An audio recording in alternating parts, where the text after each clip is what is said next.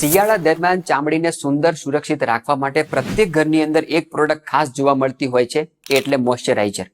આ મોઇશ્ચરાઇઝર બનાવવા માટે પામ તેલનો ઉપયોગ થતો હોય છે.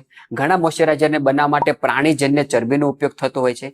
તેની અંદર આર્ટિફિશિયલ ફ્લેવર નાખવામાં આવે છે અને આવા કેમિકલ યુક્ત ઘાતક પદાર્થોનો ઉપયોગ કરીને આપણે જ્યારે મોઇશ્ચરાઇઝર શરીર ઉપર લગાવીએ છીએ ત્યારે એ અનેક બીમારી સર્જે છે.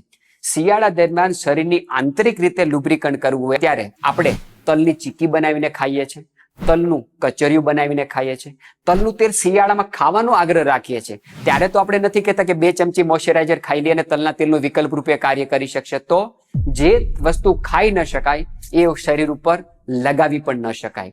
તો જો તમે ઈચ્છતા હો કે શિયાળા દરમિયાન નેચરલી મોઇશ્ચરાઇઝરનું કામ કોઈ કરી શકે તો સૌથી શ્રેષ્ઠ કોઈ વિકલ્પ છે એ તલનું તેલ છે.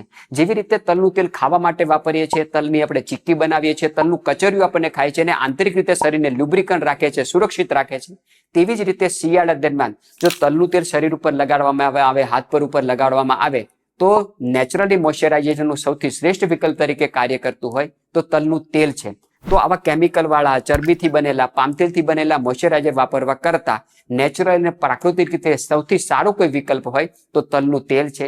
શિયાળા દરમિયાન નેચરલ મોઇશ્ચરાઇઝર તરીકે આપણે તલના તેલને પ્રથમ સ્થાને રાખીએ.